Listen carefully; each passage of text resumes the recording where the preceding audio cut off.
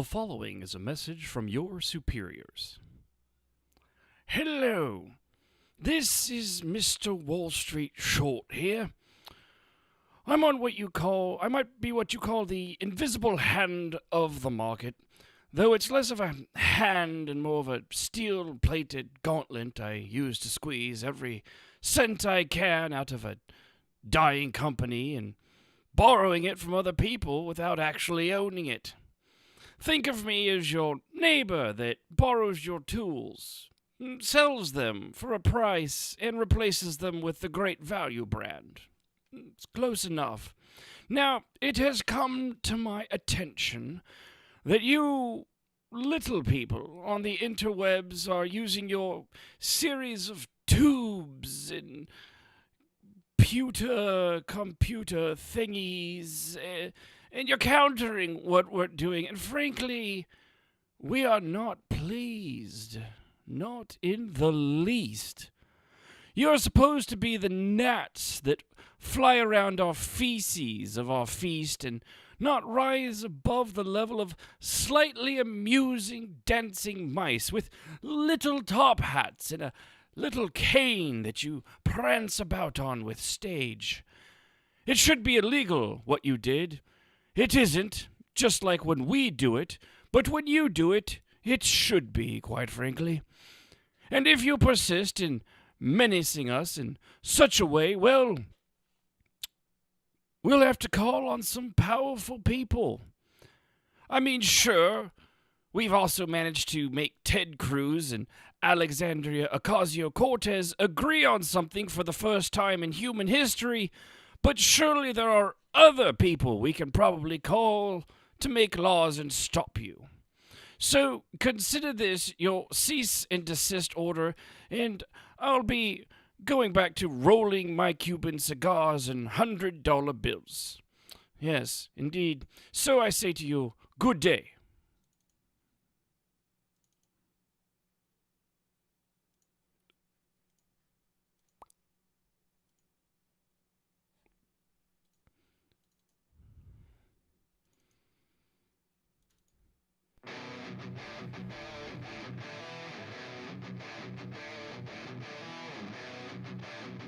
This is Crashed While Loading, the fusion of entertainment and information.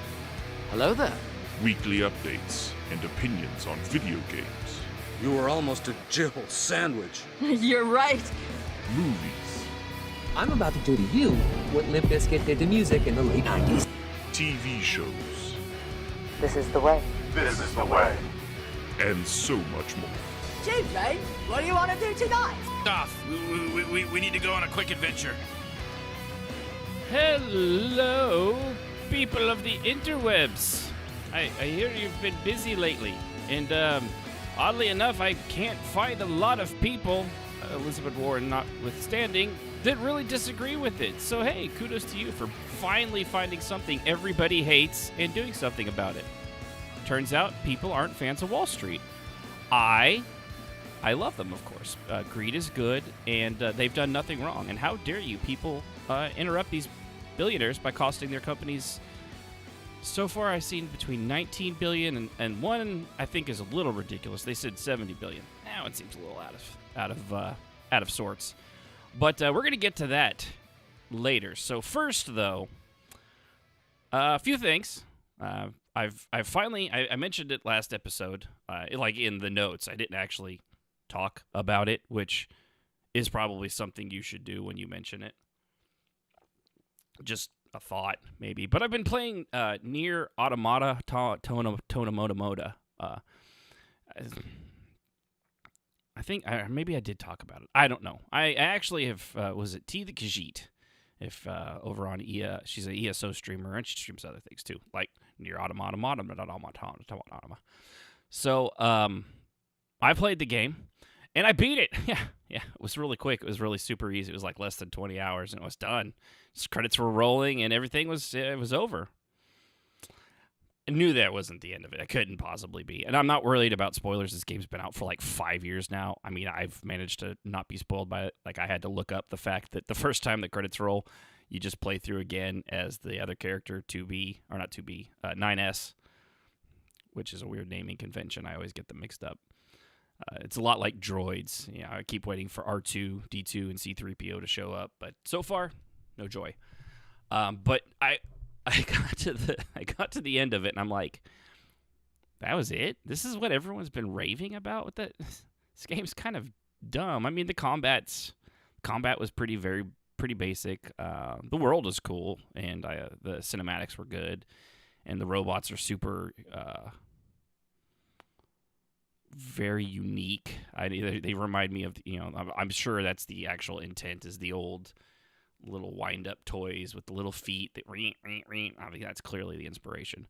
So I looked it up and I was like, oh, okay. So you could just keep playing off of that, and then you play as that, and then apparently there's like 3 other endings, and after that there's like another 20, which I found right off the bat with 9s, if you want to call them that. I prefer not to. I think 2B was right to just stick with the professionalism.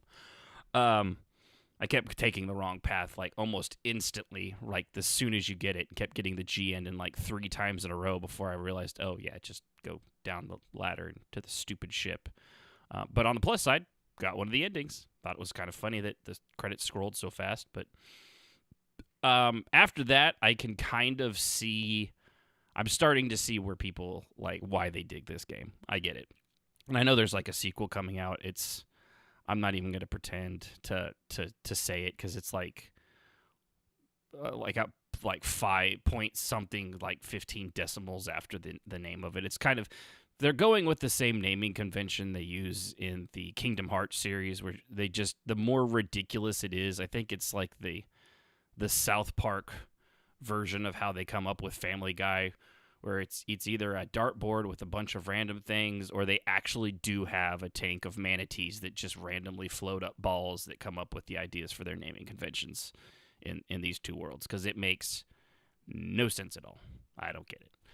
But I'm going to keep going through it. It's kind of I like having something I can play with on the couch. A lot of the games coming out, I'm just doing PC gaming, which I love. I love my PC, and I love the games on it. I love the giant recliner and the 86-inch TV we have in the other room just as much, though, and that's a lot of fun to play on. I don't know if you know that. It's a cinematic experience, some would say.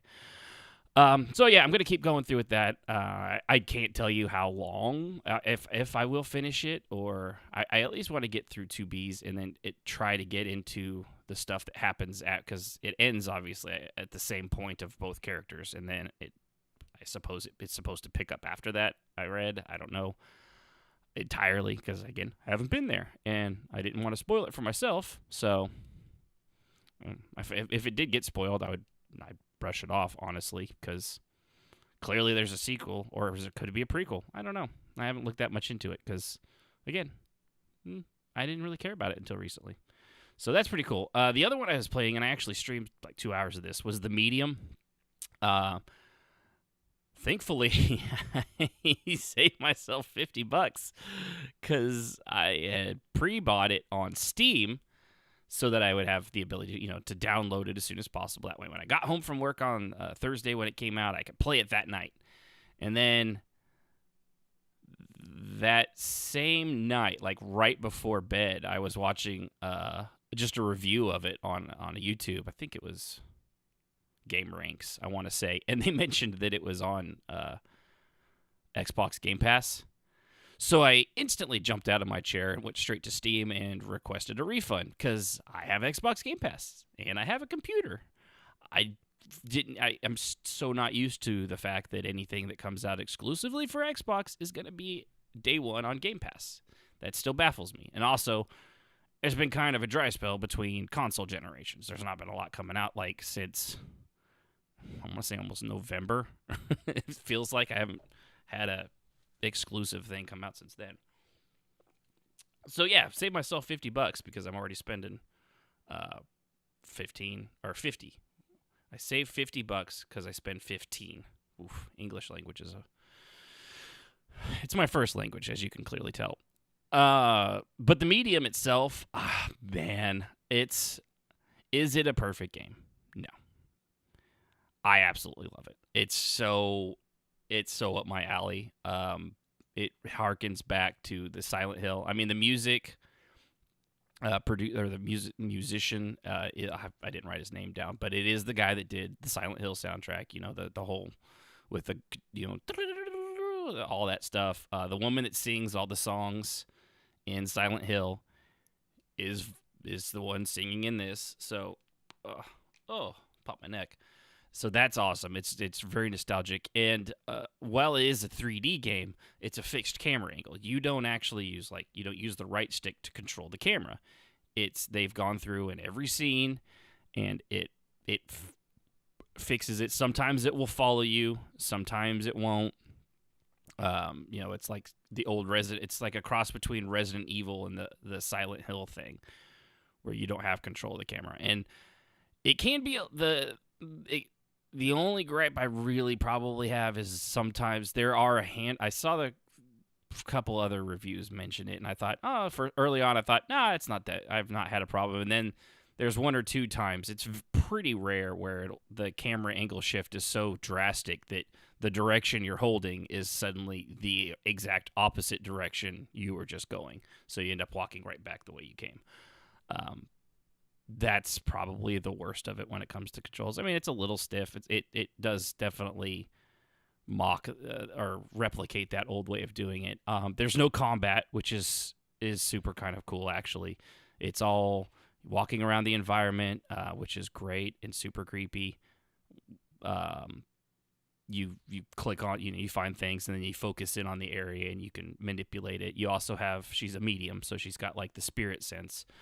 But the real thing that kind of kicks it up a notch from the old one is how it plays the dual worlds next to each other, or sometimes it will be up and down. Sometimes one will be more pronounced on the screen than the other, and you see what she's actually seeing, and you see the spirit world and through her spirit self, and you're playing. They're mirrored exactly. Of course, sometimes like a staircase might be out, so her physical self can't go up the staircase, but her spirit self can see the staircase is perfectly fine. Doesn't matter, though, because they both have to be able to go in the same direction. Otherwise, it doesn't work.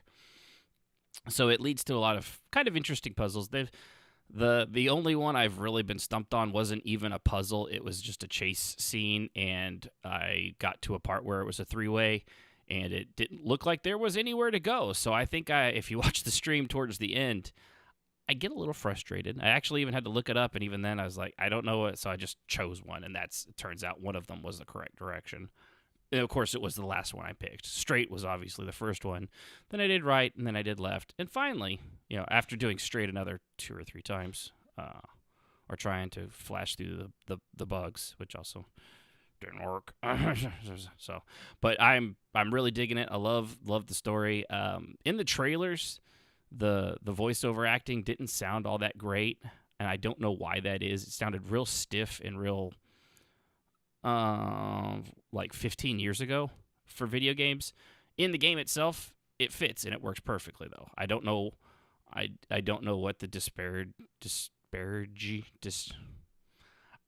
the difference is.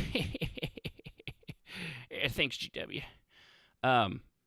But it does work much better in the actual live game. I'm really looking. I've heard it's only like 6-8 hours, so another 2 or another 3-4 sessions, I'll probably be done with it. And I plan on streaming all of that because it's only on PC. Because guess what? I don't have an Xbox Series X. You know why? Because you still can't find the fucking things anywhere. That's why. So yeah, really, really enjoying that. It's if you liked Silent Hill and the old Resident Evil style games, it's definitely something to pick up. And it actually, if you do watch the stream, there's at least one part where I physically flinched and kind of thing in a very manly manner. I was a very manly kind of a thing. It wasn't. I screeched like a Japanese schoolgirl seeing her friends after summer break. It was pretty embarrassing, but it got me good. I was really invested in it. I'm like, ooh, what's cool? What's the eyeball? So, all right. That's that in ESOs. That's pretty much what my rotation has been. Something else I meant to get to last week, it didn't. The hacker allegations in a Call of Duty Warzone thing which turned out to be bogus. It turned as it came out. There was there's my dog. My son just got home, so there's our weekly appearance by Cloud, the barking lunatic. Yes. Go on, Cloud. Now she's running from the window to the door, to the window, to the door, to the window, to the door. Oh, it's because Sib is going running. That's why. So, where was I? Oh, yeah, Call of Duty.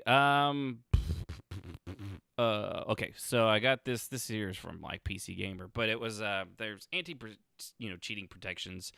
It was like a $250,000 prize. I mean, so this isn't chump change we're talking about. It still amazes me that something I started playing back on the Atari and the NES has $250,000, $500,000, $1,000,000+ prizes attached to it. And kids that were my age back in the day are making this kind of money. And given they're not playing it for fun at that point, it really is like a full-time job. I get that. They play for like 16 hours a day playing the same damn game over and over and over. It's a bold strategy, Cotton. Let's see if it pays off for him. Yeah, it does, especially when they're good. And by the way, I have a voice board, and I'm going to be adding stuff to it because I've always wanted to do that, and now I have one. And here's let's see. I am the Senate. Yeah, you'll have to wait and see what the other ones are. So I love that. But there was a competitor. It was on duos. And of course, it was the Canadian competitor, Metzi B, that was accused of the aimbot. It's just what we've come to expect from those Canadians, aimbotting. No, not really. Actually, they'd probably apologize for it. In fact, I think the other guy had to. But apparently the other one, Tomei, or I assume it's supposed to be Tommy, or Dextero, he dissected a clip of Metzi's and explained that he thought it was like locking on and stuff like that as soon as things entered into his line of sight. And those do happen, but also the problem with these things is sometimes people are just that fucking good. And it turns out this Metzi guy, I'm just going to say kid because he's younger than me, more than likely. I'm 40, old enough to not know exactly how into my 40s I am. 2, 1, 3, I don't know. Take your pick. Doesn't matter. After 40, you really stop paying attention. Actually, after 35, I really stopped paying attention.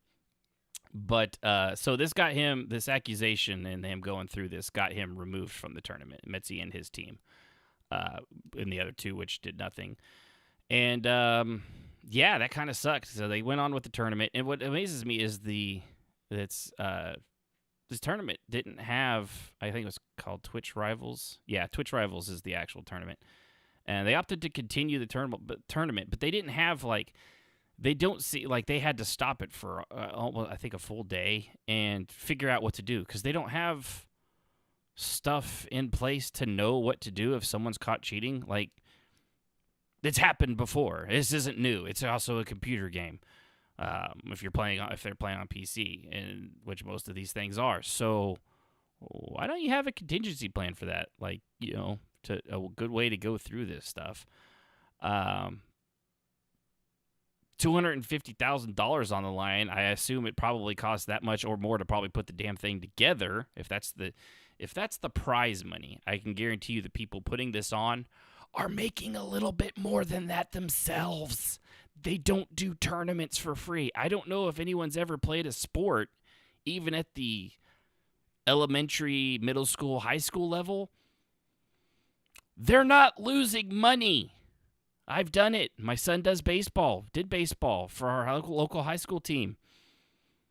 I'm pretty sure I put a lot of the coaches' kids through college. Yeah, because it's not cheap. It's a pretty good Ponzi scheme, honestly.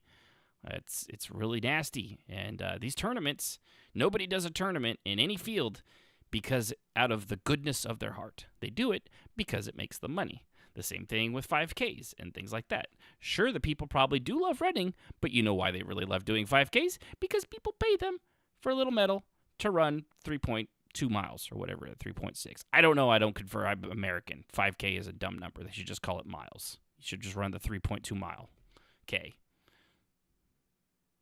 Yeah, we'll just go with that. So anyway, they do all this. Metzi attempts to clear his name, joining Tommy, the guy that accused him, on a stream to comb through his computer files. There was some suspicious empty drives, blah, blah, blah. He ended up giving his rival complete access through a sharing remote access service to look through everything. They didn't find shit. So Tommy, Crow, and Mouth had to go back on the internet and apologize. Of course, that doesn't really do anything for the fact that they got this other team kicked out. And yeah, it's kind of a crappy deal, really. And I'm not huge into esports. This one, I don't know. I like Call of Duty. I like Warzone. And it turned out the kid wasn't cheating. So they really, really need to get this stuff done. Because there are cheaters. Because Warzone cheating, quoting Drifter, Warzone cheating is completely out of hand. There were people cheating in Twitch Rivals today. 2 of the 5 games I played tonight had cheaters. So he claims. Of course, you got to prove that stuff. And yeah, I understand in the day-to-day world of stuff like this, there are a lot of cheaters, but we're not on a professional level. There's not much these game companies either are willing or seem being able to do about them. I think it's a little more of the willing and how much resources it would take personally. And I don't just mean in that, I mean in every game. ESO, EverQuest, World of Warcraft, they're all there. In our case, it's Chinese gold farmers, but still. So that was kind of an interesting thing. I'm going to pass on. I'm going to do that thing there at the very end, which, of course, you have absolutely no idea what that thing there is. 2 things on Resident Evil. One was kind of sad. One of the actresses, Jeanette Moss, I assume, dies at 39. She's actually in Resident Evil 8. She's one of the 3 vampires. She's not the big, tall one with the boobs. She's one of the 3 tinier, normal-sized vampire girls. But, yeah, the daughters, as they call her, she passed away of colon cancer last April before. So the game's not even out, and she did all her work, and then she passed away, which is very unfortunate. Not a lot of people know her, but they will now. And if people's excitement, my excitement, as well as what I've seen on the internet, is any indication, this is going to be up there. Resident Evil 7 revolutionized Resident Evil in a lot of ways, in the same way Resident Evil 4 did, by going over the shoulder third person. And then they fell off the bandwagon in 5 and 6, and it got a little weird and a little actiony. But this first person shift has really made a lot of difference, and I think it'll be cool that she'll probably live on pretty well with that. Another thing too, Resident Evil Village related.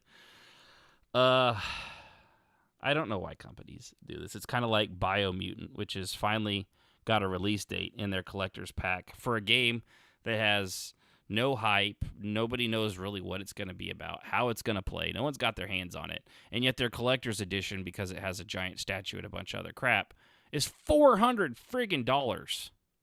$400. Now, there is another one, before I get to the Resident Evil one, which I think is actually ridiculous.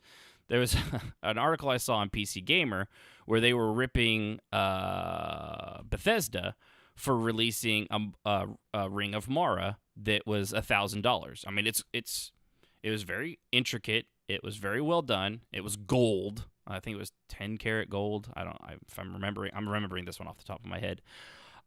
My daughter, I sent it to her, and she's like, I would totally get married with that ring. Yeah. So it was funny because the article itself was lauding how gaudy it was and how stupid it was, and the comment section was 99% like, I would buy that, or I have it, because there was also a $100 version in silver.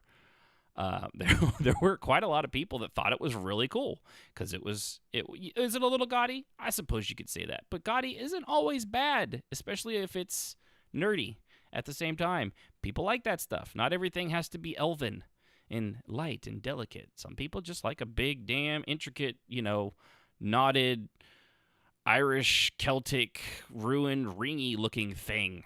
People like that crap.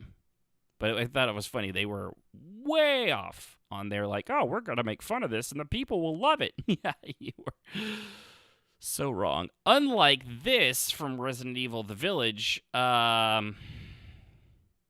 So if you've watched the trailer, there's the very first like teaser trailer that has Chris Redfield in it, popping a cap into your character Ethan Winters. I remember his name now. Head. At least I think that's what. And stealing the baby, which is what you're going after. Why Chris Redfield is doing this in the trailer, I have absolutely no idea. But he's wearing a coat. And it is a very basic coat. And Capcom is offering a replica of this Redfield coat for 149,731 yen. Now, I know all of you are thinking, oh my gosh, that is so much money in American dollars, because you have absolutely, like I did, no idea how much that actually is in American dollars. There's probably like one of you out there. And given that there's only like 4 people to listen, that's 1 in 4, which is actually not that bad. Statistically, it shouldn't be 25% of you. Yeah, I think I did that math right. Another math right is also the fact that this stupid-looking coat is $1,539 US.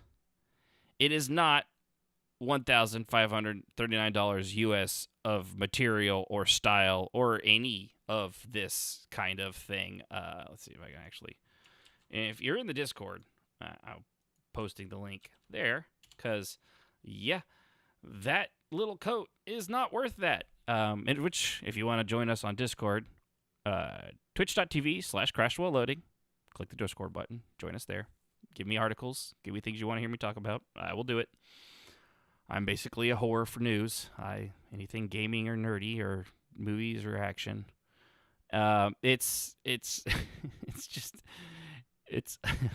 okay. I'm gonna read what they say. Available alone or as part of 2 separate collector's editions. So which means there's going to be a Resident Evil Collector's Edition that's going to be over $1,500. Suddenly, the Biomutant one at $400 is looking a little less ridiculous. It comes in medium, large, extra large, and lore-accurate original model, which is not actually a size.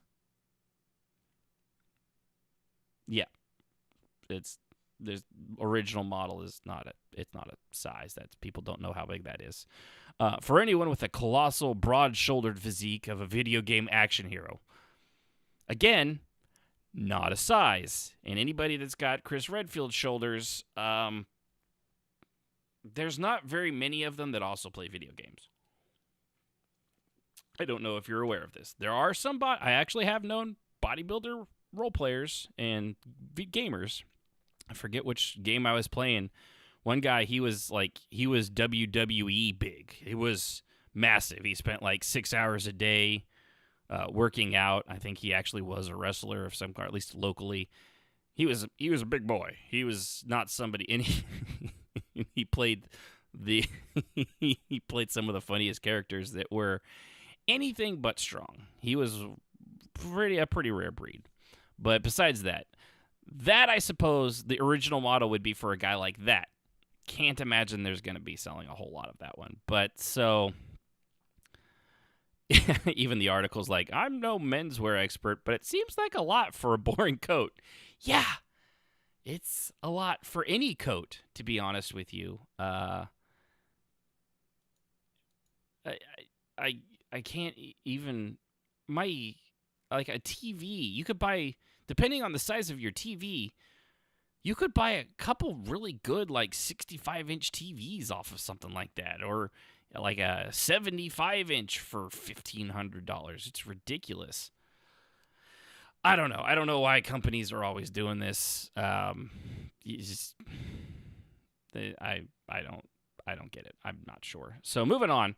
Another thing, and this is more on the streaming services ends.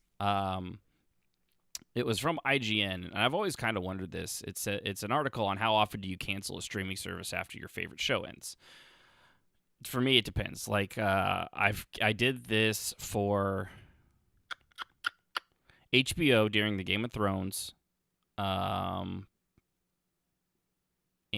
what was the other one? I'm totally blanking now. I just had it in my head. I don't remember what it's called though. The CBS one for Star Trek Discovery, which I still need to do for Discovery's latest season and Picard. I'll subscribe to it. I'll binge those shows, get them out of the way, and I'll cancel them. But they're calling this streaming churn is the phrase. I was trying to think of like what it is. It's turn or churn. It just depends on which article you're reading. But apparently, because there's so many streaming services, not everybody. We keep HBO Max now because it comes with our AT&T bill on our cell phones, so we're not paying for that one. It just comes with it for, I don't know. We got Netflix, Amazon, but that's honestly, Amazon comes because we do Amazon Prime. Who doesn't? I mean, everybody pretty much has Amazon Prime. If you order more than a couple things a month, then you're going to need to get Prime. It just saves you a lot of money. And Hulu. Hulu has a lot of live shows like the next day or within reason. So when it's got Survivor, which Chris has been on a strange kick of lately, her and my son she started watching it, then he started watching it. Now he's a weird kid. He actually looked up a list of the best seasons of Survivor and is just watching through the list, and it skips all over the place. But it keeps him happy. So what do I know? But according to this, 2020 alone saw the birth of 3 new services: HBO Max. Oh, that's right, HBO before HBO Max during Game of Thrones. I forget what they called that. HBO Online or something like that. Peacock, and Quibi. Of the 3 of those, Quibi's already gone. So that's how quickly that does. And that was a $2 billion end to that service. And, of course, we got Disney Plus, and apparently Paramount. I didn't even notice this in the article. Paramount Plus is set to launch in March. Great. Just what we needed. And, of course, with the COVID thing, streaming's at an all-time high. It's never been higher than it is now. And according to the recent study from a professional service, I like how they always have to, professional service network, Deloitte, as opposed to the unprofessional services, which is like Hank's big-ass thing of surveys, which is run out of a barn. I guess. I don't know where the professional service revealed that the overwhelming amount of streaming platforms and shows available may cause customers to cancel their subscriptions and seek out something new. This consisted of 1,100 participants, showed that 46% of respondents canceled at least one streaming service in the last 6 months. Guilty. And which is a rise from 20% who said the thing, saying in a similar January 6 months before that, not this January, but last January, so a year ago. The majority of the participants, 62% to be exact, said that they canceled the particular service after finishing a TV series or movie. Churn. I put it in as turn, but it's actually churn, like churning butter, not turning butter, because you don't turn butter. If you turn butter, you're dumping things over and you're making a mess, and you just wasted the cow's time making all that delicious milk to be turned into butter, and now the Amish are pissed at you, and you've just lost your ability to build a barn. Yeah, so anyway, that went weird. But yeah, so they're talking through all this about how Netflix is currently they everything in these articles is always couched in a war, even though AGN and stuff like that always claims to hate the terms like console wars. And yet on this, Netflix is currently winning the war with its 200 million and growing subscriber base. And it's not a war. It's just they're just competing. It's competition. It's not Now, when Netflix launches first strike capabilities against Disney and Peacock, then it's a war. When the Patriot missile's flying and Netflix sends in, I don't know, Nicole from Nailed It over there with a bazooka, which she wouldn't do. I love her. She's one of my favorite shows on Netflix, Nailed It, if you haven't watched it. She's a big gal, though, so she's not going to run towards anything. Really, I think she'd probably be more of somebody that drives a tank. She does seem like she would be excellent at tank driving. And the crew, of course, Chef Jacques would be the gunner. He would be, being French, I don't know how well, and he'd probably just be shooting pastry cakes at people. He is a very talented cake artist, well-known chef. So I assume that's how that would go. It'd just be the Disney Plus corporate headquarters just slathered in wedding cakes and fondant to lock them in, and then they seal that up and they suffocate slowly in a building covered in fondant. This is how this ends. That's a war, okay? I just want to point that out. That's how actual war happens. So anyway, Disney's at 86.8 million, which is not bad because I think that service launched late 2019, so just over a year. Wait, no, that's not even a year. They've got it feels like it's got to be a year because late 2019. Yeah, we're in 2021. Hey, by the way, everybody, it's 2021. I was still thinking it was December. I think we're at December 61st of 2020, and it turns out we actually did roll over the year. So good for me for finally figuring that. But yeah, so Disney Plus has been a little over a year now. Oh man, I should know that because 2 seasons of Mandalorian, so that's at least a year right there. But this whole thing of, I mean, there's no way they're inundating the market with these Plus services, and everyone was, myself, I knew this was coming, called it. Of course, I didn't have a show there to bolster my perfect record, which is, of course, that everything I have said so far is actually 100% true.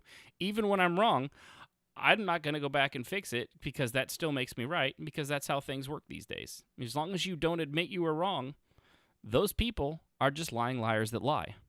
Lyingly, all the time. So, but yeah, there's no way they're gonna be able to stop this. I think the bigger thing all these companies are gonna go after is the account sharing. I'm sure there's ways that they're going to figure out. I think they already have some ways. There's the only one account can be logged in at a time, kind of a thing. But I would not be surprised if they come up with a way to know if it's like a Roku stick or if it's someone's phone. Like if you're on a phone and someone's at home watching on their TV or a Roku or Apple TV or there's so many, Xbox, PlayStation, take whatever you're streaming your shit through. And they'll know that, okay, well, if the guy's watching on the TV here and a phone here, that's probably just 2 separate people, and the account allows for that. But if it's watching on 2 TVs in 2 different parts of town or across the country, as also happens, especially if it's on a college campus and the kid's home address is also watching that exact same account, I have a feeling they're going to start finding ways to put a stop to that. Just because that sharing of accounts, I can imagine that probably costs them billions in the long run, probably already. So that's what I actually see more than them being able to stop the churn, as they keep wanting to call it. And one thing too, with I have to kind of give it to Netflix this year. They're really kind of 70 original movies releasing in 2021. Now I don't know how many of you know that there aren't 70 weeks in a year, except for 2020, which did actually contain of no less than 95 weeks. I know it felt longer, but it was actually only 95 weeks in the year of 2020. So that's pretty ambitious. 70 original movies, and I don't know if you've seen some of their movies. They got some, the one with Chris Hemsworth was really good. Old Guard with Charlize Theron. Not to be confused with Grand Admiral Thrawn. But those were good. And they've got some, they have some stinkers. One, I guess I'll just transport into this. One I actually watched recently with our little grandson, and he enjoyed it. Being, 1 year old, it kept his attention, basically. I enjoyed it. Was, what was that called? Next Gen, which is, like a futuristic kind of robot movie. Girl's kind of punky. She lost her dad early on. She's a rebel. And everybody's got robots, like the fucking ramen bowls are robots. Like, hi, I'm going to stuff myself in your mouth kind of a thing. I thought it was cute. It looked really good.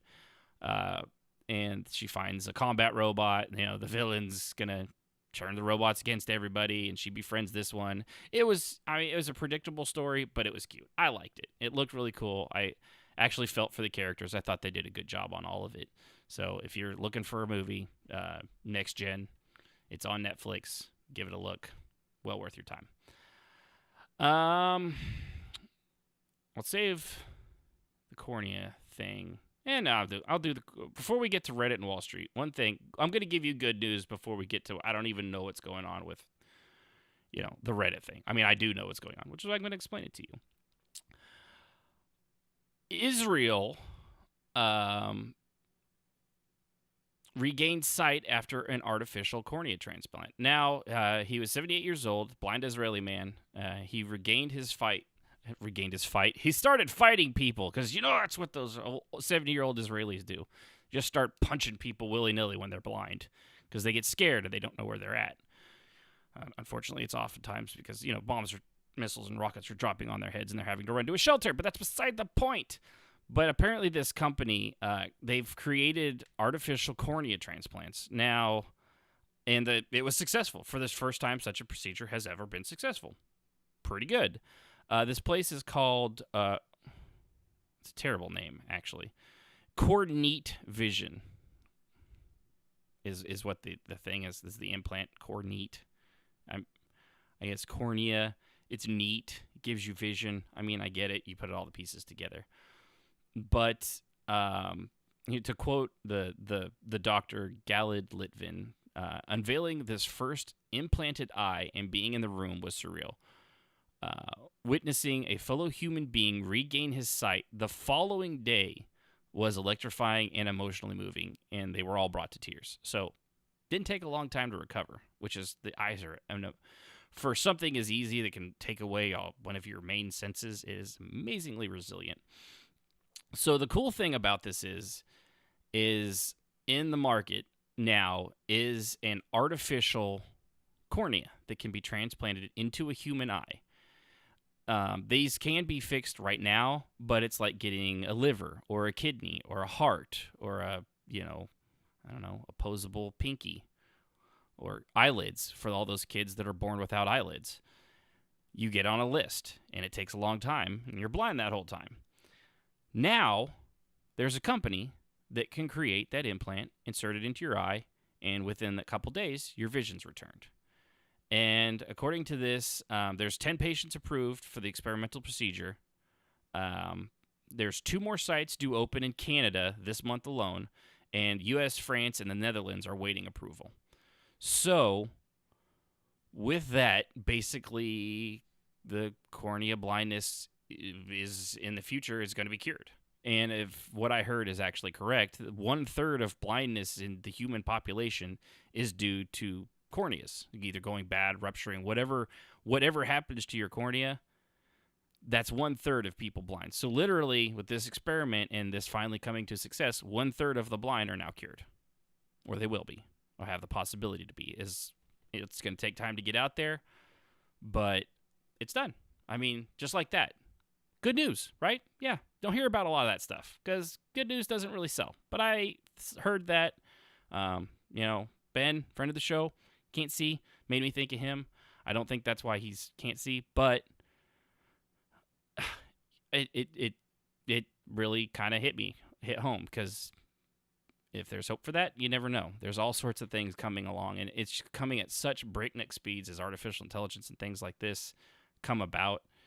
It's pretty amazing, and I was really excited for that, so I wanted to share that. And moving on, not last and certainly not least, I don't know if anyone's heard about Read It and Whale Street. I guess they're having a bit of a row, as you might call it. So Reddit versus actually. Reddit versus Wall Street. Didn't see this coming. No. So it's pretty complicated, and yet at the same time, it's simple. Really what it comes down to. That platypus bear is pooping money! Right. At that platypus bear is pooping money. That's exactly how this all works. No. There's a thing out there in the Wall Street world, excuse me, called short selling. I'm going to try to explain this as best I can. I am not a Wall Street guy. I don't play the stock. I mean, I have a 401k. I don't micromanage it. I don't really. I mean, I get it. And some of the comments that have come out from this, that these Redditors are basically gambling and they could lose everything. Yeah, that's Wall Street, you jackass. That's the stock market. Everything they do is gambling. You know how I know that? Because $19 billion from hedge funds just went and disappeared because people were gambling on short selling, and Reddit made them lose to the tune of $19 billion. And so far, I haven't seen a lot of people that aren't big in Wall Street be like, well, that just doesn't seem fair to those multi-billion-dollar companies and those millionaires running them. Elizabeth Warren's about the only one I actually saw out saying something about contacting the SEC and trying to put a stop to the Redditors, not the Wall Street people. But at the same time, I've seen, as I said in the intro thing, Ted Cruz and Ocasio-Cortez, and if you don't know who those two people are, or you only know one person and not the other, they're not fans of each other. They're on polar opposite sides of every issue. And if you ever watch them beat at each other on Twitter, they aren't people that agree, like, on anything. They would be the couple that's like, what do you want to eat? Well, how about Italian? I don't want Italian. Well, okay, so how about Greek? I don't feel like Greek. Mexican? Mexican's too spicy. Okay, what about cheddars? No, I don't feel like cheddars. Well, what do you want? I don't care. Anything, just you pick. They're that couple, basically, if they were together. They're not. But they agreed that shut up, Wall Street. This is exactly, it's working exactly as you expected it to. The problem is it's not you doing it. It's millions of people online doing it. So here's how short selling works. This is from CNET, part of it, and the other explanation I have is I forget where I got it from, so they're not going to get credit. Whatever. But so how does short selling work? When people buy a stock normally, they're betting it'll rise or share enough profits that they'll make more money than they put into it. You buy a stock for $1, it rises up to $3. You sell it at $3, you just made yourself $2. It's that easy. That's how basic stock works. Short sellers or shorts do the opposite. Shorts trades with borrowed shares. So they don't own these shares. They borrow them from the people that do own them. They sell the thing that they just borrowed. And with the hopes, and not that I have any proof, typically insider knowledge, that the money in the stock falls in the future. So they sold it, and now it falls. So when they're contractually obligated to give it back, so they buy it at the lesser price and they give it back. That's how it is. So imagine, in this case, imagine Ian Corp is a public company, and it shares. Our shares are worth $10. A short.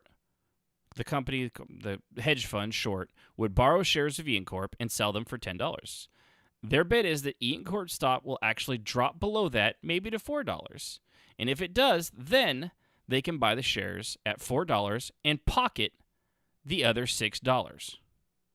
So they basically borrow something that wasn't there. They sell it at the high price. It goes down because they're betting that it's going to sink. They buy it at the low price, and then they give it back, which was my analogy earlier of the, borrowing the expensive tools and giving you the great value ones back. It's not quite the same thing. They're the same socks. They were just worth less. Not worthless, worth less. So, and here's where Reddit comes in. If Ian Corp stock goes from the $10 where it was sold at, but instead of going to $4, jumps to $25, the lender who made this bet possible may push the short to cover that bet. That would mean their short effectively has to buy the shares at the new higher price. That's what this is all about. That's it. So if I have if Yunfei here, if Yunfei has 100 oranges and those 100 oranges are $5. And I say, hey, Yunfei, I'm going to borrow your 100 oranges. And she says, cool. Okay, I don't know why you want 100 oranges or why I have 100 oranges, but here you go. And I'm like, thank you. And behind, while she's not looking, I sell her 100 oranges, knowing that there's going to soon be a glut of oranges. So I get $500. 5 times 10, right? Yeah, $500. Cool. Oranges crash. They go down to a penny. So I now buy 100. I have to, and as the time's coming up, I have to give Yunfei 100 oranges. So I buy those oranges back at a penny. So it cost me $1 to buy 100 oranges, and she had them at 5. So then I give them back, and I've made, $499, and I give them back to her since she's got her oranges. I mean, she wasn't going to sell them anyway, so that's just how that kind of works. I get $499. She got nothing. The orange market crashed, for the company, and that's that. That's kind of how that works. And yes, and Yunfei also, as she pointed out, she will not have scurvy because she has 100 oranges, which is good because nobody wants to lose their teeth due to scurvy, especially on a long voyage. Just ask pretty much anyone before like the 1900s. It's not pretty. So that's kind of what this all happened, or how that's what the short selling. That's the brunt of this. So where this all comes down to is that Reddit, called Wall Street Bets, the Reddit Wall Street Bets, got together and did exactly that. Instead of, as these shorts were buying GameStop stock, expecting it to crash, they were going to make, they borrowed it, they sold it. It was going to crash down to something. I don't know what it was because, frankly, it didn't happen. And so when they found this out, there's a lot of Reddit gets a lot of crap, and there are a lot of shitty people on Reddit, don't get me wrong. There's also some places that are genius, and it's looking like a lot of these people on Wall Street Bets are in that market. So they sent the stock up to more than, okay, now mathematically, things like this is a Star Trek number. They skyrocketed the stock by more than 14,300%. Yeah, little bit high. So, and it didn't get any better when Elon Musk, modern day Tony Stark, got involved and just tweeted out randomly, "Game stonks." And then with him alone, that added like an extra, I don't even know how many, it jumped by a couple $100 because of him alone. I love that guy. He's just fucking great. And yes, it sounds like it shouldn't be legal, but it is legal. And honestly, what the Redditors do is also legal. And it's what the stock market does all the time in these billion-dollar hedge funds. This is what they do. It sounds awful, and you're betting on these things, but technically it's legal. Now, of course, some people are saying that it shouldn't be. At least, ironically, the hedge fund people are saying that it shouldn't be legal for the average everyday people, because the Redditors, they're not billionaires and millionaires and things like that. They're people like you and me. They honestly, I have a feeling a lot of this came because a certain $600 stimulus check had come out just a couple weeks before that, and I actually kind of like the idea that in a roundabout way, the government, which is always protecting Wall Street, no matter the administration, screwed over Wall Street with government money. I mean, given it's our money, we pay taxes. They were basically just paying us back from the way over taxation that we got. Remember, the Boston Tea Party was over like a 1% tax increase. Yeah, guess what you don't pay right now? 1% in anything, taxes. Nothing. Yeah, there's nothing that's 1%. And they were throwing shit in the river, which, by the way, still tasted like feces, even with all that tea in it. I don't know. A lot of people don't historically know that, but there were people there and they tasted it and still did not taste like cocoa ginger mint. It just tasted like human feces and sewage, which was running into the river at the time. How do I know that? Because I just made it up. But it stands to reason that's probably true. So this is what's been going on. The thing that's really getting as weird as this was, like, I think this would have passed because everyone knows GameStop's on the out. I mean, we've known it for years. They've been closing, they closed, I think, 300 stores last year or the year before. I mean, they're closing them down by the hundreds. I think we've lost one locally here because we had one in a mall and one across the street. And I think one of the two might be gone now. And then there was one 5 miles down the road in a different, but it was in a different town, and it's still open. It's completely remodeled. It's got the stupid couches where you could sit and play video games, which, by the way, I deliver their mail. Nobody's ever in there playing video games. It's almost like nobody wants to sit down and touch a controller over and over that other people have used during a pandemic and sit in a leather chair. Sorry, a pleather chair. Also, a lot of Asian countries have those cafes. Here in America, we don't really do that. I assume maybe some of the major cities might have stuff like that, but most people here just have their own private computer and don't, get their COVID-riddled jam hands on everything. So that's beside the point. So there's the other thing that I think kept this going and is going to keep this going is these app-based traders. The worst of which, and at least the most prolific, I think, is largely because of their name, Robinhood. Based on the guy that would rob from the rich and give to the poor. That guy. I don't know if anyone's ever seen a movie ever made by Disney that kind of represents that, or Mel Brooks. They manly men, we're men in tights. Yes, it's that kind of thing. They're not that kind of Robin Hood. TD Ameritrade and Webull all responded to these fluctuations by restricting. Wow. See, this is why you should stay in school, kids. I did, and I still can't read. Restricting trades of GameStop and AMC and other fast-moving stocks on their services, because the reason for this is after GameStop, they moved on to AMC. I think they're eyeballing BlackBerry was another one. And I think my favorite tweet of all time came from the one and only remaining Blockbuster asking Reddit to do its thing for Blockbuster. Could we please do that? The only Blockbuster that we have a Blockbuster here in town, at least we have the building, it's a mattress store. It's a shitty mattress store at that. I would prefer to have the Blockbuster. I don't even need it to be open. I just want to drive by a building that has a big Blockbuster sign on it and think, man, I loved Blockbuster. That's all I need. Yeah. So,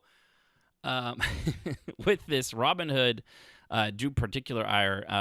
Rashid Tlaib, Alexandria Ocasio-Cortez, and Senator Ted Cruz, because they both have Hispanic names. See how that works?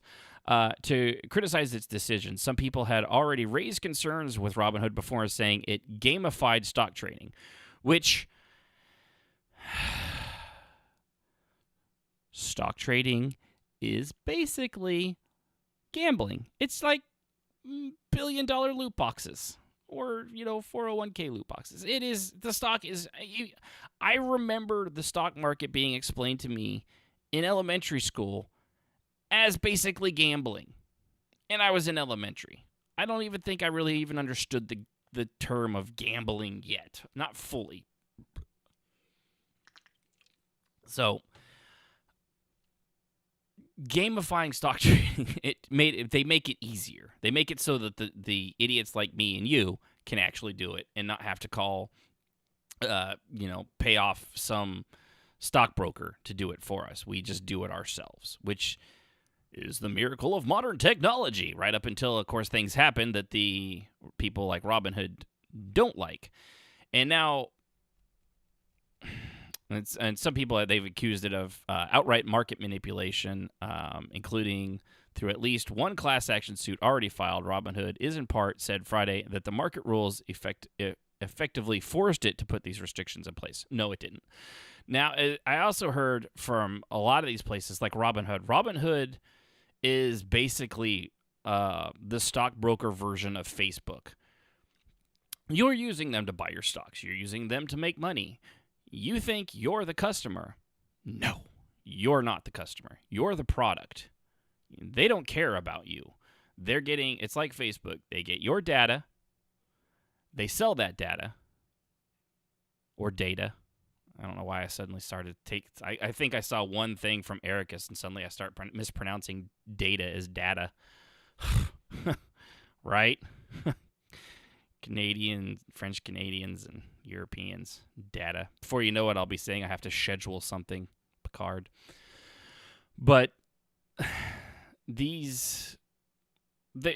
Robinhood is just you're just a product. You use their service. They gather the data. They gather all the stuff on you personally, what you do in the stock market, blah blah blah blah blah, and they sell that data to other outside beneficiaries for large gobs of money. So I have a feeling I probably wouldn't be surprised if they actually have a pretty good. Erica says, "I'll give you an accent to cry a boot." I don't know why he went Scottish there, but I'm just going to go with it. He's very talented. And of course, as I said last episode, our one and only Canadian ambassador and friend of the show. So, yeah, I wouldn't be surprised Robinhood has a lot of... they were getting a lot of heat from these big investment firms and these hedge fund managers and things like that, and to try to put a stop to this. And that's why they did it. And the irony of their name, I think, put them above, TD Ameritrade. It's known. I've heard of it. Doesn't exactly roll off the tongue. Webull. Weeb. That speaks for itself. So, yeah, this I'm curious to see how this will all play out. Let's see here. The fluctuations. I don't think that this can. It's not sustainable. For one, everybody knew that GameStop was not doing great. It was crashing out. So that's why these short sellers were using it. So it made it very easy to predict. It's not worked nearly as well with AMC or BlackBerry because AMC is still around. It's still fairly, given it's not doing good because of, COVID and the fact that movies they're coming out. And believe it or not, we drove by a movie theater on our way to eat. Yes, we actually eat out here in the area. The movie theater, I don't know, quarter to 1/3 of the parking lot was filled up, and that was on a Friday night at about, 4:30, 5 o'clock, give or take, maybe. I can't remember the exact time. I had fish. It was delicious. But, so those, that was a Cinemark. So they're just not doing great, but you also can't, it's kind of hard for these short traders to do that with those. I don't think they're really investing, so it's up for the Redditors to figure out what's being short traded and screw that over. That's what really made this work. I think that combined also with our generation's nostalgia for GameStop. Obviously, a lot of Redditors are going to have a nostalgia for GameStop. We love GameStop, even if they will only, their stock could be at $400 and you could take it in there and be like, best we could do is store credit for $1.50. That's just, that's the joke. You know why it's a joke? Because that's exactly how the company operates. It's not a very well-maintained company. It doesn't really work that great anymore, especially with digital stuff. But I think all of those little pieces played into it. And so where's it going to go from here? I don't know, honestly. I don't think it's gonna be something long term that's gonna be able to keep going. What might change that, depending, is if, as Mr. Wall Street Short threatened at the beginning, they get government involved. If government I'm not gonna go too far into politics here, but if the Biden administration does get involved, which he's been completely silent on all this, on one way or the other. So I have no idea. So has Kamala Harris and pretty much everybody else. The only ones I've really seen are like what they said up here, Cruz. Well, actually, that's not true. There's been a lot of senators and congressmen standing up like, ha ha, basically, every one of their tweets is like, Good news, everyone. yeah, pretty much everyone's doing that. It's just, I think there's a handful that are like, yeah, we need to have the SEC stop this and Reddit and stuff like that. I'm like, yeah, do you though? I mean, what they did is illegal. You can't is it posthumously? Posthumously? I'm not good with words. Words are good. But you can't go back just because it happened. I mean, even I'm not a huge fan of Jon Stewart's anymore. He was funny at the start, and then he just got so preachy. But even his tweet was, this is bullshit. The Redditors aren't cheating. They're joining the Wall Street insiders. They're joining a party Wall Street insiders have been enjoying for years. Shut them down. Maybe sue them for copyright infringement instead. We learned nothing from 2008. Love Stu Beef, which I guess that's what he calls himself when he's alone. Stu Beef. Who knew? So it's just, I don't know. We'll have to wait and see how it goes. But if the government gets involved and starts doing that, this is going to drag out a long time. Another one too, which is actually very disappointing to me, was Discord. The Wall Street Bets people from Reddit had a Discord server, and a Discord server, and Discord shut it down. And as Elon Musk said, even Discord has gone corpo, which, love my man. Way to go, Stark. That being a Cyberpunk 2077 reference. And also, by the way, when he mentioned that, their stock went up by 19% for CD Projekt Red, which shows the power of this guy. Just his tweets. I love that. So yeah, that was actually really disappointing that Discord banned their community, supposedly for violating its rules against hate speech and glorification of violence. It says here, apparently some of the nastier enemies of the community had repeatedly broken Discord's rule, which is fine. So you ban those people. You don't ban the whole community, especially when it's Wall Street Bets. If people are, breaking, they're glorifying, saying racist things and glorifying the violence of any riot. I don't care if it's the ones that are happening all summer or the ones that happen at the Capitol. If you're glorifying riots, if you're glorifying riots, you're a piece of shit.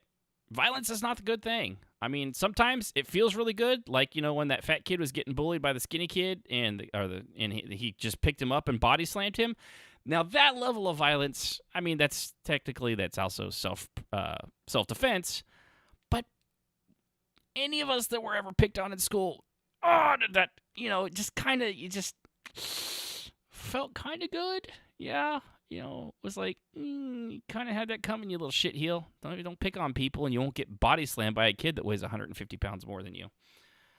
And yes, Eric, it was the last episode, I think, we talked about the big goth lady from RE and why the two main reasons why everyone loves her.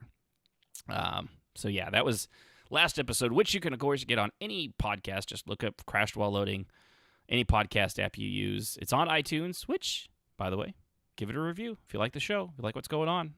I'd appreciate it. I'm trying to do this every week. So far, 3 weeks in a row. 3 weeks in a row. And counting is still my strongest suit, next to my humility, which, of course, is my favorite aspect about myself, because I'm amazing at it.